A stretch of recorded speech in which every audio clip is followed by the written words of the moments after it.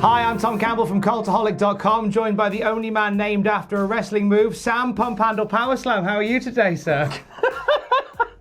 That's not the way I thought that was going to go. I'm doing well. Yeah, I'm doing well. You? That's what she said. A massive coffee. I'm all right. I'm doing all right. I stayed up yesterday to watch a load of old people on the wrestling. Oh. What a time to be alive. Let's dig into some news. We'll start with Seth Rollins' comments about All Elite Wrestling, Jon Moxley's next exciting endeavour, and the reason for WWE ratings declining doesn't quite add up. We'll look into this as well. Seth Rollins is talking against Sam Driver. Dear God, please someone make him stop.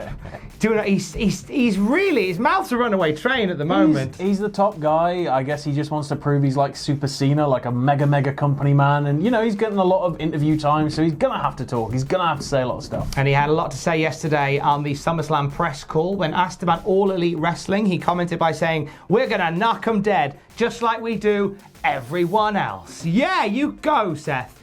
I mean, in fairness, they haven't really had competition on their level in over 20 years. Very true. Yeah. Optimistic Sethy boy. And on the subject of Jon Moxley, his former Dean Ambrose buddy, old pal, joining AEW, Rollins said, "I was surprised by it. I knew Ambrose needed time away from WWE. Now he's competition and trying to take dinner off my table. And good for him."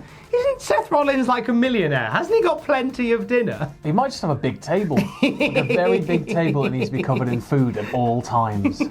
But as you said earlier, like, I love the fact that Seth Rollins is so pro WWE, because in a time where it is getting a kick in for good and bad reasons, he's really flying the flag. Well, he's the top guy, isn't he? He's the top guy. He has to be the flag bearer. He has to be the guy like Cena to lead the company forward and spit all the company rhetoric and be fully behind it. Because if the top guy doesn't believe in the company and isn't out there touting the company, then what's the point in him being the top guy? And you know the company believes in him, because last night on the Raw Reunion, he did the "we got two words for you" with the click all around him. You know, they must love that boy. They don't let anybody do that. Or his 2 words, Becky Lynch. Oh, are they dating? I don't know, actually. I heard a rumour they were. Michael Cole could clarify that for us, please, every week. And is Raw the longest running episodic TV show since John Cena? I don't know. I'm pretty sure Meltzer repeatedly says it's not. I'm sure that there's something, the way they say it suggests that it's not actually what they say it is. I think there's a show that was running slightly longer in what they say the category is, but it is the longest running cable. I don't know. Isn't Coronation Street the longest running episodic It's not television? cable though. Ah, yeah. You win this round against Corey, WWE. Let's dip back into the Moxley tank.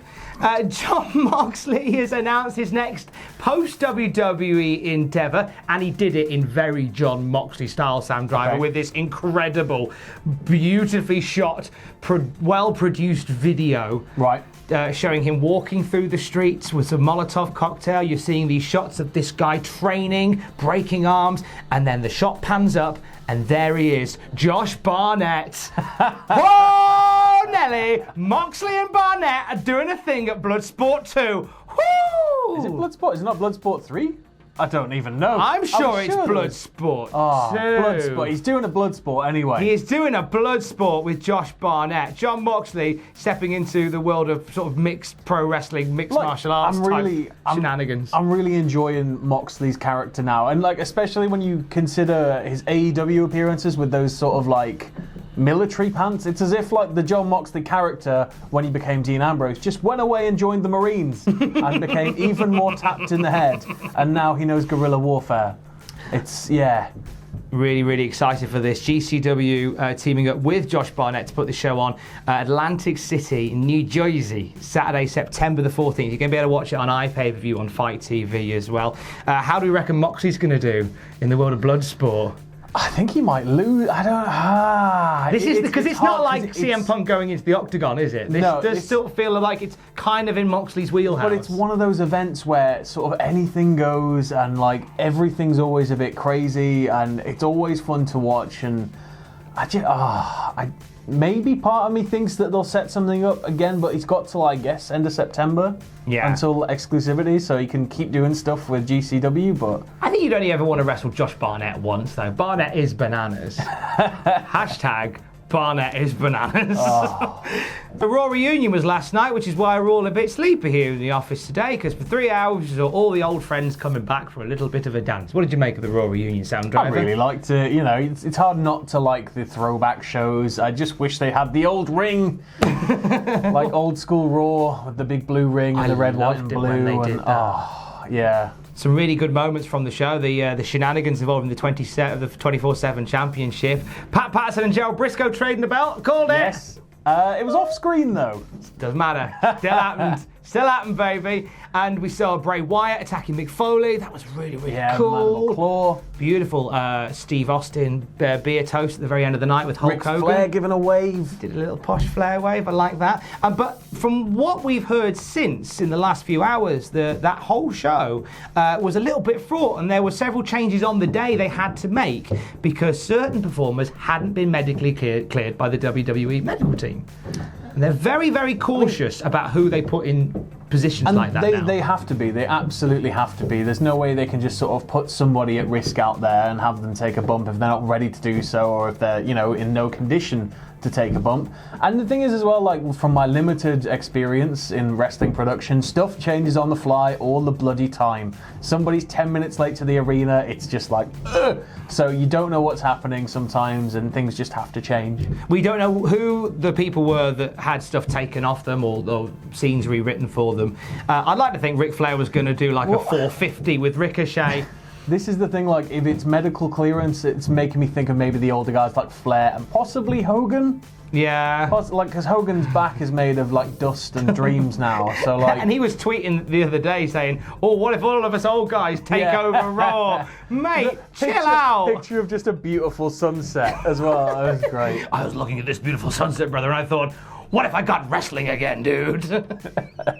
And Finalamon, the numbers don't add up, Sam Driver. The numbers just don't add up. I was hoping you were going to say they don't lie and they spell disaster for you. It's sacrifice, Tom. Whoa, that's nice. Scott Steiner reference there, Wrestle Maths. Why wasn't Scotty there last night? Hey, well, you know what was there? All the superstars, which Vince is saying is the reason why the figures have been down lately. Let me explain this. So Vince McMahon, on his latest earnings call, has been putting people's mind to ease about the declining figures by saying, hey, look, the reason things are bad is because not all the guys have been there. We haven't had all our major players on all the shows lately, and that's why the figures are bad. And everyone's gone, oh, okay. No, what? The wildcard rules. What? That's what he said. All the stars have been on all the shows all the time. Exactly. And this is what Variety Magazine found out as well. Because Variety Magazine did a little bit of deep. They did a little bit of digging, and they found out. What they did is they compared superstar appearances on WWE TV between quarter one, where the figures were less in the tank, and quarter two, where they were so in the tank they were digging under the tank, and they found out that everything Vince McMahon said is utter balderdash. For example, Roman Reigns made 5 appearances in quarter one. Yep. He made 20 appearances in quarter two. Kevin Owens made 6 appearances in quarter one. He made double that in quarter two. Right. So, and as you go down the list, you see actually these guys are on TV so much more. So that next time round, if the figures haven't improved, Vince may need to come up with a new excuse as to why they haven't improved. I don't... What do you think it's down to, Sam Driver? It's got to be creative. Personally, I believe it's oversaturation. Yeah. I think, like, yes, in the 90s we had all the stars on all the shows all the time, but the 90s were a special time. That was like lightning in a bottle. Like, you had guys like Triple H just coming through, and he was already a megastar when he was just coming through. Guys like The Rock, guys like Austin. That was different. And right now, we don't really have an atmosphere where there are characters that are sort of, people are really getting behind. Everybody seems to just be like, I'm a wrestler, and I'm a really good wrestler. And they are very, very good wrestlers, but there's very few characters. And I think in the 90s, the character thing worked quite heavily. I just think the oversaturation, having so many stars on all the shows all the time. So I can miss a week. Becky Lynch will be on next week. I can miss a week. Seth will be on next week. I can miss a week. Kevin Owens, The New Day, everybody, Roman, they'll all be on. And I think it's that combined with a little bit of the creative, maybe. I hear you with the saturation thing. When you go back to when we were growing up, like, all the stars were on the TV all the time, but TV at that point was like 2 hours for us in the UK on a Friday night. And there was one consistent storyline for the big belt.